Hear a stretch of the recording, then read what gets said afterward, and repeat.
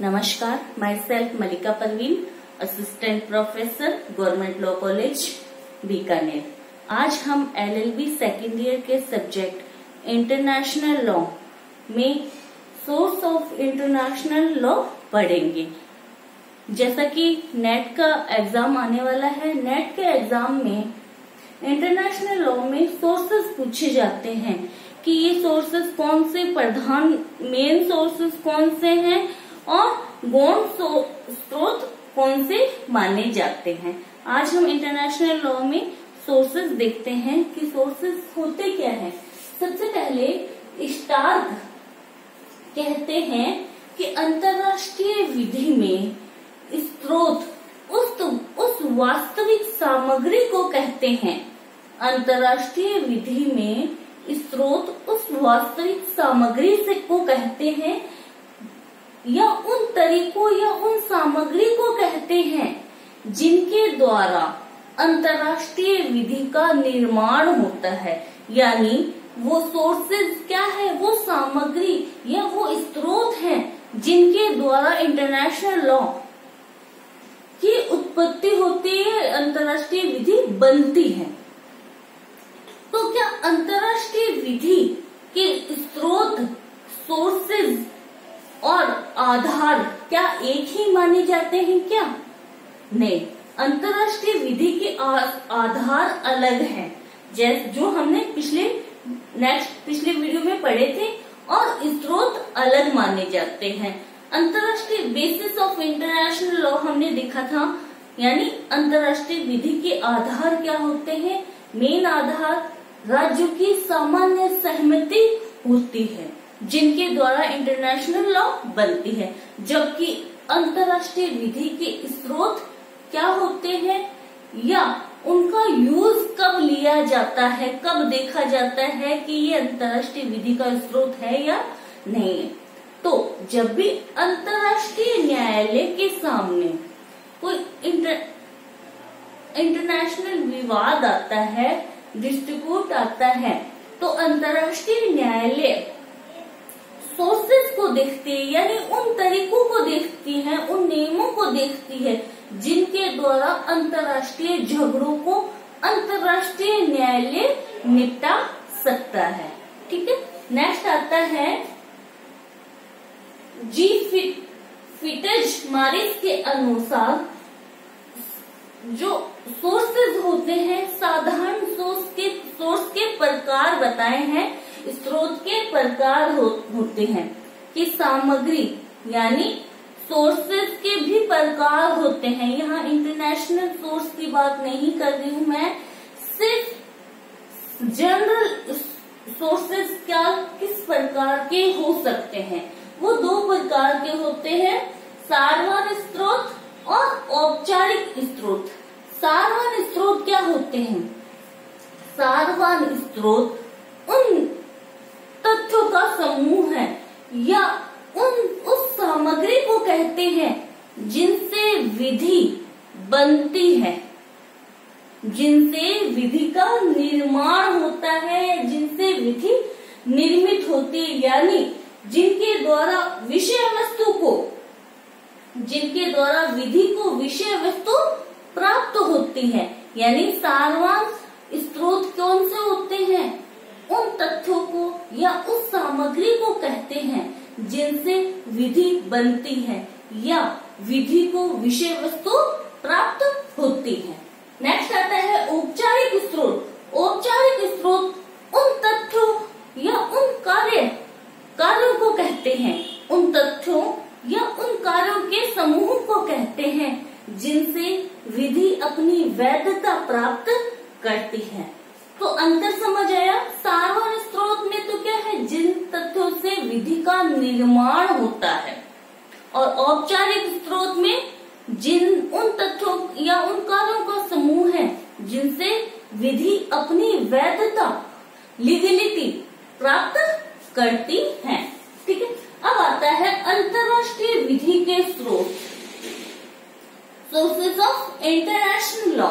इसको हम दो भागों में बांटते हैं, प्रधान स्रोत और गौण स्रोत। गौण स्रोत यानी हैं जिनका बहुत कम मात्रा में यूज होता है, जिनको बहुत कम महत्व दिया जाता है। लेकिन प्रधान स्रोत ये बहुत ही इम्पोर्टेंट स्रोत है जिनके द्वारा इंटरनेशनल लॉ, अंतर्राष्ट्रीय विधि का निर्माण होता है। तो ये सोर्स बताए कहाँ पे है, प्रधान स्रोत कहाँ पे बताए हुए हैं? न्याय के अंतर्राष्ट्रीय न्यायालय, न्याय के अंतर्राष्ट्रीय न्यायालय के चार्टर्ड के अनुच्छेद 38 के सबक्लोज 1, 38 के सबक्लोज 1 में 38 न्याय के अंतर्राष्ट्रीय न्यायालय की समिति यानी के चार्टर के आर्टिकल 38 के फर्स्ट क्लोज में ये सोर्स बताए हुए हैं कि ये अंतर्राष्ट्रीय विधि के प्रमुख या मेन सोर्सेज हैं, जिसमें आर्टिकल 38 के सब क्लोज 1 में ये 6 सोर्स बताए हैं, जिनमें से प्रमुख स्रोत वो किसको मानते हैं? फर्स्ट, सेकंड और थर्ड, इनको गौण स्रोत माना गया है। ठीक है, यहाँ पर 3 को तो अनुच्छेद 38 के सब क्लोज 1 के अनुसार अंतर्राष्ट्रीय अभिसमय, अंतर्राष्ट्रीय प्रथाएं और सभ्य राज्यों द्वारा स्वीकृत विधि के सामान्य सिद्धांतों को ही मेन सोर्स माना गया है। इसके अलावा ये जो डिसीजन है या 5th, 4th, 5th, 6th है, इनको वो गौण स्रोत मानते हैं। ठीक है, फिर आता है कि सभ्य राष्ट्रों द्वारा स्वीकृत विधि के सामान्य सिद्धांत या अंतर्राष्ट्रीय संस्थाओं के अंगों के निर्णय यानी सोर्स नंबर 3 और सोर्स नंबर 6 की उत्पत्ति कब हुई थी? क्वेश्चन ये भी पूछ लिया जाता है। तो इनकी उत्पत्ति 20वीं शताब्दी में हुई थी। कब हुई थी? 20वीं शताब्दी में। सोर्स नंबर 3 और 6 इनकी उत्पत्ति कब हुई थी? 20वीं शताब्दी में हुई थी, यानी इसको मेन सोर्स में 20वीं शताब्दी में इंक्लूड किया गया था। अब आता है अंतर्राष्ट्रीय अभिसमय। इंटरनेशनल कन्वेंशन क्या होते हैं? इंटरनेशनल कन्वेंशन या अंतर्राष्ट्रीय अभिसमय 2 या 2 से अधिक राष्ट्रों के द्वारा आपस में की गई वो संधियां हैं, ट्रीटीज हैं, या जो वो अभिसमय या जो एक दूसरे से संधियां करते हैं वो इसमें शामिल आती है। तो अंतर्राष्ट्रीय अभिसमय अनुच्छेद 38 में फर्स्ट या मेन जो स्रोत बताया गया है वो अंतर्राष्ट्रीय अभिसमय यानी अंतर्राष्ट्रीय विधि का निर्माण करने में सर्वप्रथम भूमिका किसकी आती है? अंतर्राष्ट्रीय अभिसमय की आती है, यानी 2 या 2 से अधिक राष्ट्रों के द्वारा आपस में जो संधियां तय की जाती है वो क्या बनती है? वो संधियां ही अंतर्राष्ट्रीय विधि का प्रमुख स्रोत मानी जाती है। ये तो न्याय के अंतर्राष्ट्रीय न्यायालय के अनुच्छेद 38 के फर्स्ट क्लोज में कहा गया है। इसके साथ में ही वियना अभिसमय आया। वियना अभिसमय 1969 जो संधियों से संबंधित था, यानी ये जो वियना का अभिसमय था, कन्वेंशन था, इसमें सिर्फ संधियां कैसे की जाती है, संधि वैधता कैसे प्राप्त की जाती है, संधियों के प्रकार, ये संधियों से संबंधित कन्वेंशन था। तो जो भी राष्ट्र पक्षकार इसका बनता था वियना अभिसमय 1969 का, उसे वो क्या माना जाता था? ये माना जाता था कि उसने अंतर्राष्ट्रीय कन्वेंशन, इंटरनेशनल कन्वेंशन को वैधता प्रदान कर दी है। ठीक है, अब आता है कि जो संधियां होती है वो कैसे होनी चाहिए, यानी वो जो पक्षकार, जो राष्ट्र पक्षकार हो रहे हैं वो जो एग्रीमेंट कर रहे हैं उस एग्रीमेंट में विधिक बल होना चाहिए, यानी विधि द्वारा इन्फोर्सेबल होनी चाहिए, लॉ द्वारा इन्फोर्सेबल होनी चाहिए। इसके साथ में ही वो वियना अधिसमय 1969 के प्रावधानों को पूर्ण करने वाला संधियां होनी चाहिए। अब आता है इंटरनेशनल कन्वेंशन के प्रकार, यानी संधियां कितने प्रकार की हो सकती है। तो संधियों को दो भागों में बांटा गया है। फर्स्ट आता है विधि निर्माण करने वाली संधियां, सेकंड आता है संविदा संधियां। तो विधि निर्माण करने वाली संधियां कौन सी संधियां होती कि ऐसी संधियां जो दो या दो से अधिक राष्ट्र करते हैं, ऐसे ट्रीटीज करते हैं जिनसे नई विधि का निर्माण हो जाता है या कोई ऐसा नियम या ऐसा रूल रेगुलेशन निर्मित हो जाता है जिनसे विधि, इंटरनेशनल विधि या राज्य की विधि, लोकल विधि का निर्माण होता है, यानी उन संधियों में वैधता होती है, उन संधियों में लीगलिटी होती है। ठीक है, तो वो होती है विधि निर्माण करने वाली संधियां। अब विधि निर्माण करने वाली संधियां भी दो प्रकार की होती है। फर्स्ट आता है इसमें विधि निर्माण करने वाली में सार्वभौमिक अंतर्राष्ट्रीय विधि का निर्माण करने वाली संधियां। सार्वभौमिक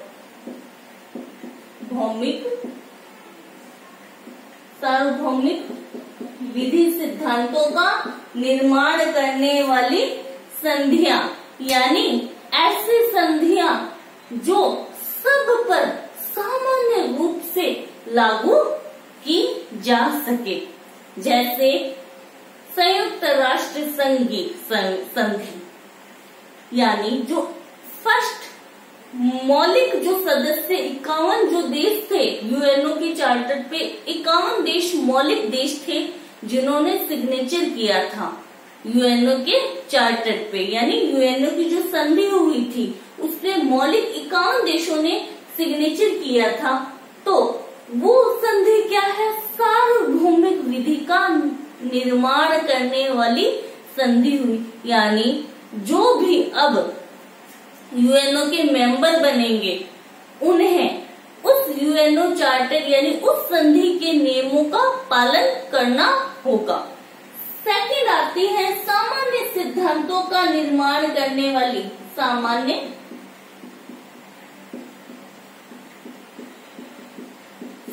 सिद्धांतों का निर्माण करने वाली अंतर्राष्ट्रीय संधियां, यानी कुछ देश, दो या दो से अधिक देशों के बीच में या दो देशों के बीच में ऐसी कोई संधि होती है जो सामान्य विधि के नियमों का निर्माण कर दे, यानी वो किस पर अप्लाई होंगे?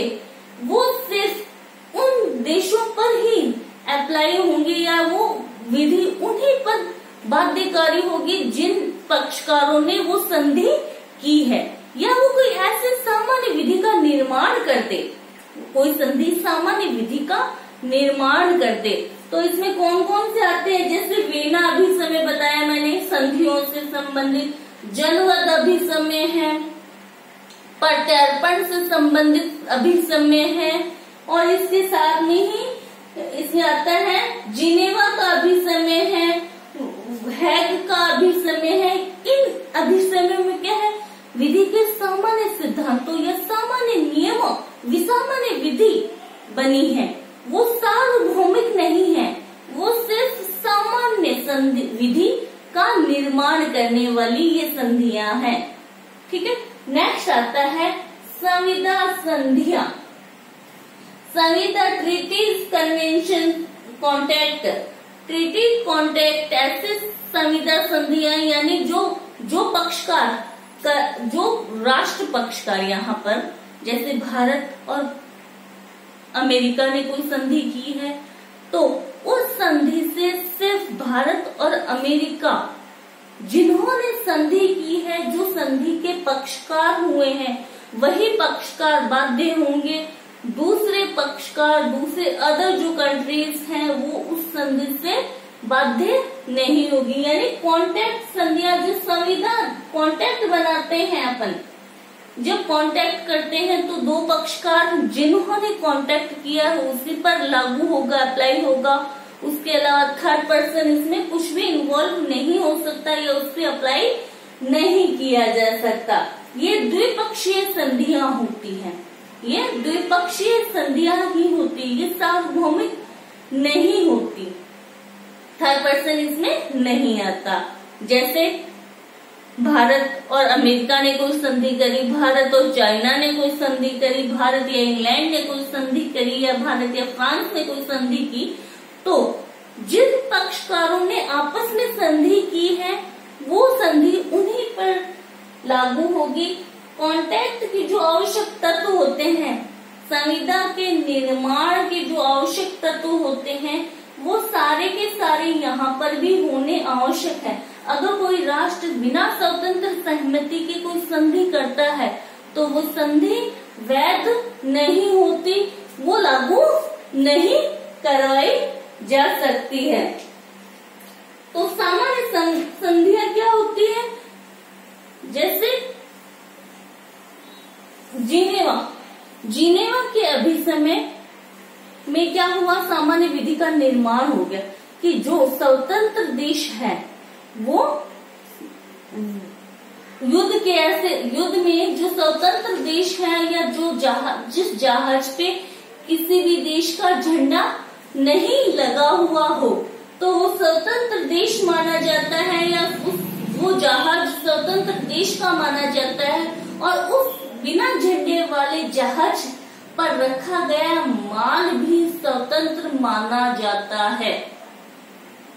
ठीक है, तो ये हुई थी संयुक्त राष्ट्र संघ के देशों के मध्य हुई थी कि युद्ध के समय अगर कोई खुले समुद्र पे कोई ऐसा जहाज है जिसपे किसी भी देश का झंडा नहीं लगा हुआ तो वो जहाज स्वतंत्र जहाज माना जाएगा और उस पे रखा गया माल भी स्वतंत्र माल माना जाएगा।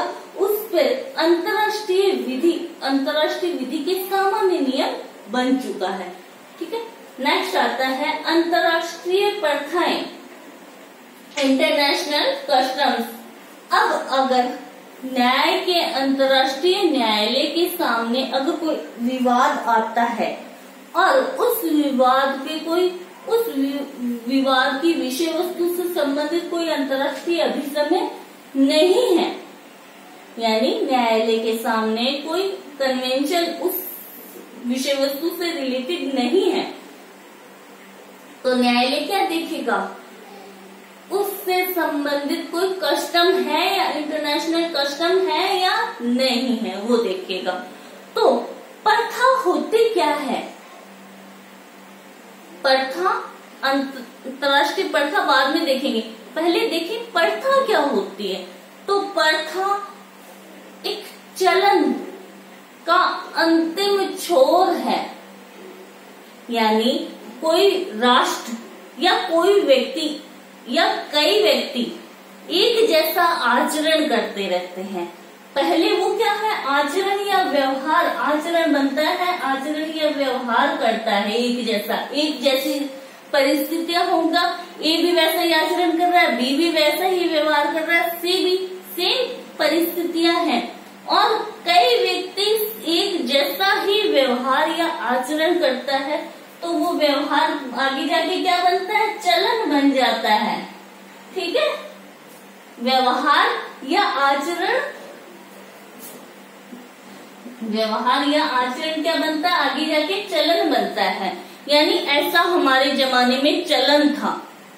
ठीक है, आगे जाके वो चलन क्या बन जाती है, प्रथा बन जाती है, कस्टम बन जाता है। तो स्टार्क ने कहा है कि चलन प्रथा की प्रारंभिक स्थिति है। जहाँ चलन है तो माना जाएगा ये प्रथा की प्रारंभिक स्थिति या प्रारंभिक चरण है, और चलन का अंतिम चरण क्या होगा, प्रथा होगी। ठीक है, वाइनर स्टार्क ने कहा है कि चलन तो क्या है, प्रथा का प्रारंभिक चरण या चरण है या प्रारंभिक स्थिति है। नेक्स्ट आता है वाइनर। वाइनर वाइनर कहते हैं कि अंतरराष्ट्रीय प्रथा क्या है या कोई अंतरराष्ट्रीय कस्टम, इंटरनेशनल कस्टम क्या है। तो वाइनर कहते हैं कि प्रथा एक ऐसा चलन है, प्रथा एक ऐसा चलन है जिसको विधि द्वारा शक्ति प्राप्त हो गई है।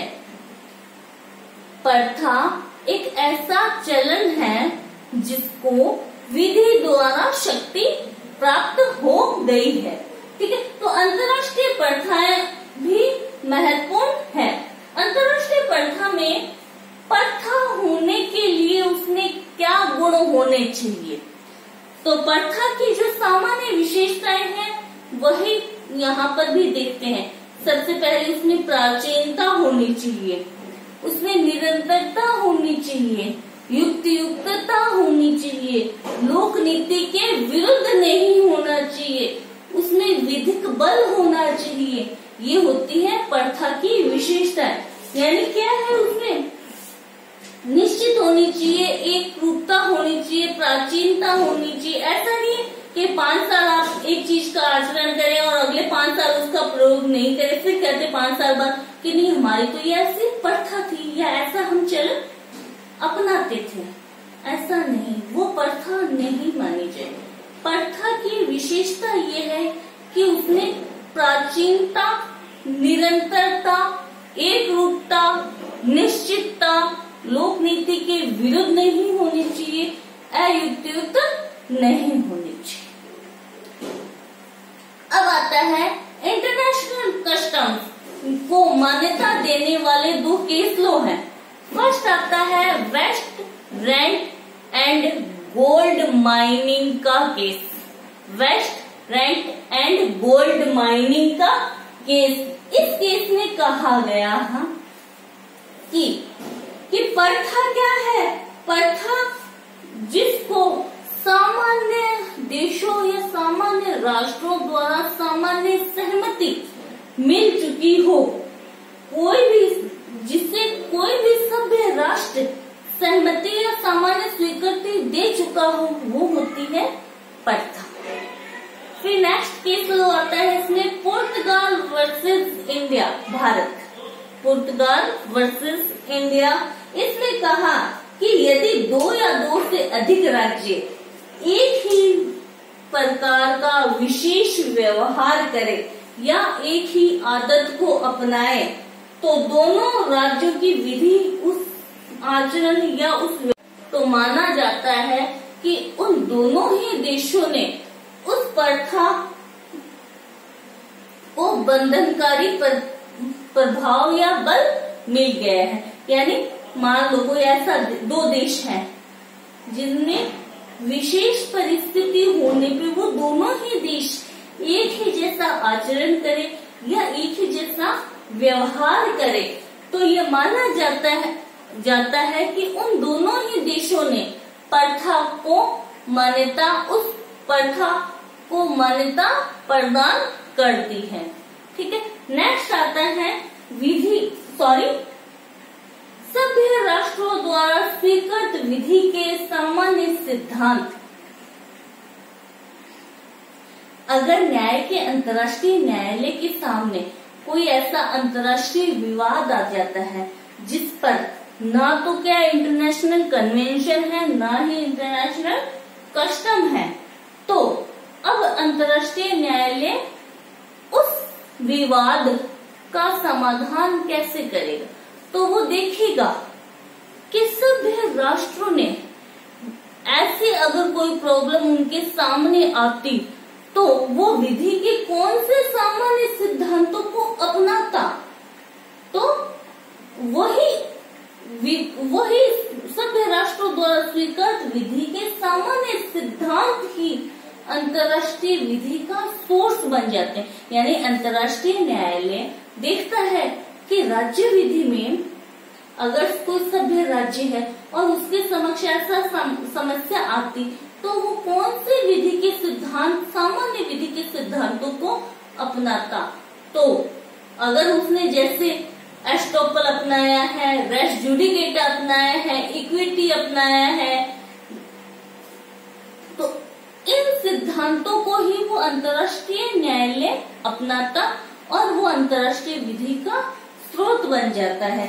तो इसमें आप 2-4 केस जो है उसको एक बार आप ध्यान से सुन ले, क्योंकि मैं यहाँ इतना लिख नहीं पाती, इसलिए आपको मैं यहाँ बता देती हूँ कि कुछ ऐसे विधि के सामान्य नियम हैं जिनको सामान्य सभ्य देशों ने अपनाया है या सभ्य राष्ट्रों ने अपने लॉ में अपनाया है। फर्स्ट केस है रैग बनाम कैन। मैं यहाँ लिख नहीं पाऊंगी, इतना बहुत ज्यादा केस है। रैग बनाम कैन, इस केस में अंतर्राष्ट्रीय न्यायालय ने इक्विटी जस्टिस एंड कन्वोकेशंस को अपनाया, यानी कहा कि अगर कहीं पर कोई विधि नहीं है तो वहां साम्य, इक्विटी और गुड कॉन्शियस को या जस्टिस को मान्यता दी जानी चाहिए। फिर आता है सेकंड केस संयुक्त राज्य बनाम स्कूनर वर्सेस स्कूनर। दास प्रथा को सभ्य राष्ट्रों ने अनलीगल या अमान्य घोषित किया कि दास प्रथा व्यक्ति के जीवन जीने या उसकी गरिमापूर्ण जीवन जीने के अधिकार के विरुद्ध है, इसलिए दास प्रथा का सभ्य राष्ट्रों ने उल्लंघन किया, उसको अमान्य किया, उल्लंघन नहीं, अमान्य किया। ठीक है। नेक्स्ट आता है कार्जो फैक्ट्रीवाद। इस वाद में अंतर्राष्ट्रीय न्यायालय ने रेस जुडिकेटा के नियम को लागू किया। कौन सा केस पूछ लिया जाता है नेट के क्वेश्चन में, कार्जो फैक्ट्रीवाद में कौन से सिद्धांत को मान्यता मिली, तो रेस जुडिकेटा को। ठीक है, प्रांग न्याय के सिद्धांत को मान्यता मिली। नेक्स्ट आता है मावरो मोटिस का वाद है। इसमें सबरोगेशन, प्रत्यास्थापन के सिद्धांत को मान्यता, मावरो मोटिस वाद में किस सिद्धांत को मान्यता मिली, सबरोगेशन यानी प्रतिस्थापन के सिद्धांत को मान्यता दी गई। नेक्स्ट आता है प्रियः विहर मंदिर, यानी थाईलैंड और कोलंबिया से संबंधित विवाद था। इसमें एरिस्टोटल सिद्धांत को मान्यता दी गई है। ठीक है। नेक्स्ट आता है एरिस्टोटल दी गई है, प्रियः विहर मंदिर यानी कोलंबिया और थाईलैंड से संबंधित विवाद था, आपस में विवाद था, तो इसमें एरिस्टोटल के सिद्धांत को मान्यता मिली है। नेक्स्ट आता है बर्सोलिना ट्रैक्शन वाद। इस वाद में भी अंतर्राष्ट्रीय न्यायालय ने एरिस्टोटल के सिद्धांत को मान्यता दी है। नेक्स्ट आता है बर्किना फासो वर्सेस माली के वाद में equity, justice and good conscious, न्याय, साम्य और सद्विवेक को मान्यता दी और इसके साथ में ही कहा कि यूएनओ के चार्टर में अंतरिम अनुतोष भी प्रदान किया जा सकता है। यानी बर्किनो फासो वर्सेस माली के वाद में कहा गया कि अगर कोई राष्ट्रों के बीच में विवाद चल रहा है तो उसे अनुतोष रिलीफ दिया जाना है, तो इंटरिम रिलीफ भी दिया जा सकता है। तो ये कुछ सामान्य विधि के सिद्धांत थे जिन्हें सभ्य राष्ट्रों ने स्वीकार किया है। ये प्रमुख स्रोत माने जाते हैं आर्टिकल 38 के सब क्लॉज 1 के तहत। अब 38 में गौण स्रोत कौन कौन से माने जाते हैं? फोर्थ आता है न्यायाधिकरणों और न्यायालयों के निर्णय, यानी न्यायालयों या न्यायाधिकरणों के निर्णय। हमने जैसे जूरिस्प्रूडेंस में हम पढ़ते हैं कि न्यायालयों के निर्णय क्या है, उन निर्णयों में कुछ ऐसा बल होता है जो पूर्व निर्णय के रूप में या उदाहरण के रूप में काम में लिया जा सकता है, जिनमें बाध्यकारी बल होता है कि वैसा ही मामला अगर न्यायालय के समक्ष आ जाता है तो वही नियम उस पर भी अप्लाई किया जाएगा। तो न्यायाधिकरण और न्यायालय के निर्णय में सबसे पहले न्यायालय क्या देखता है? अंतर्राष्ट्रीय न्यायालय ने ही अगर कोई पहले निर्णय दिया है, वैसा ही फैक्ट, वैसा ही मामला, वही पक्षकार दोबारा आते हैं तो न्यायालय वैसा ही निर्णय दे सकता है। तो क्या अंतर्राष्ट्रीय न्यायालय अपने निर्णय से बाउंड है क्या कि एक बार उसने निर्णय दे दिया तो बाद में क्या वो अंतर्राष्ट्रीय न्यायालय स्वयं के निर्णय को उलट नहीं सकता?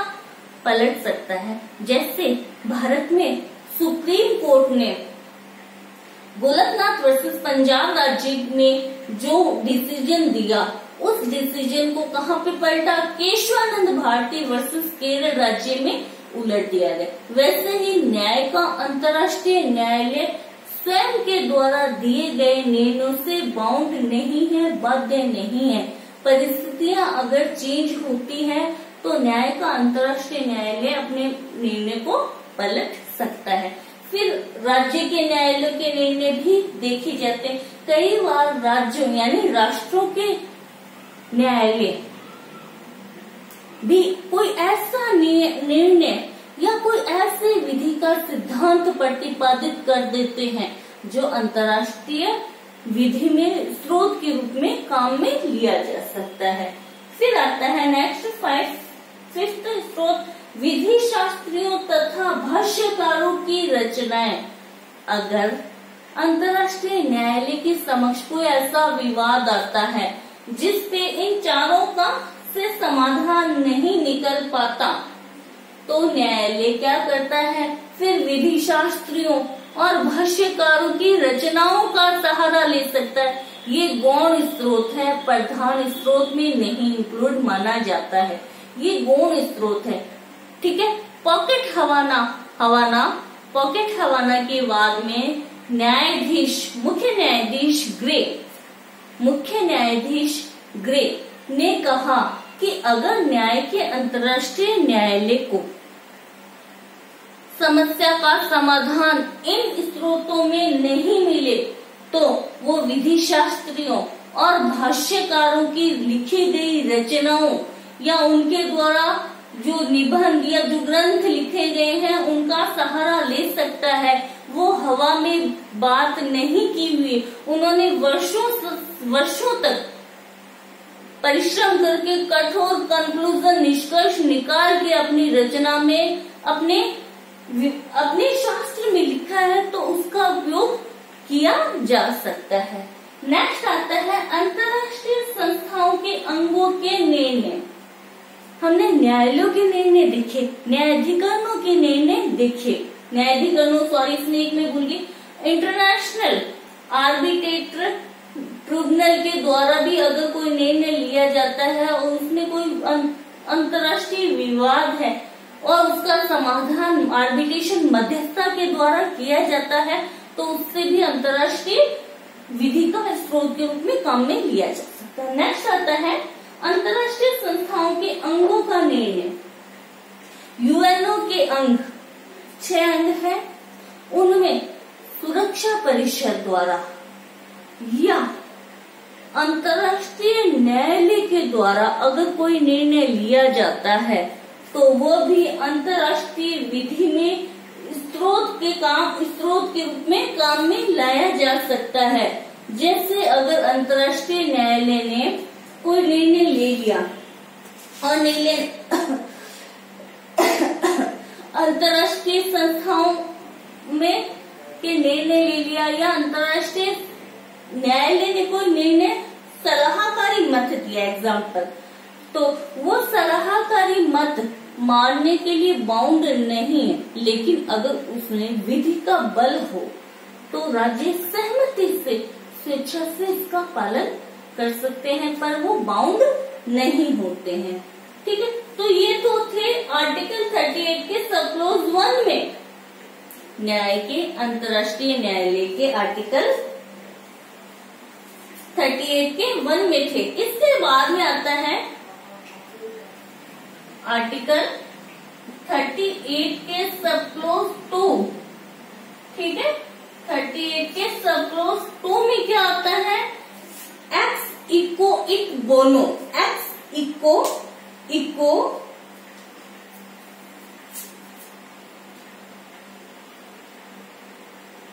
एक्स इको इट बोनो।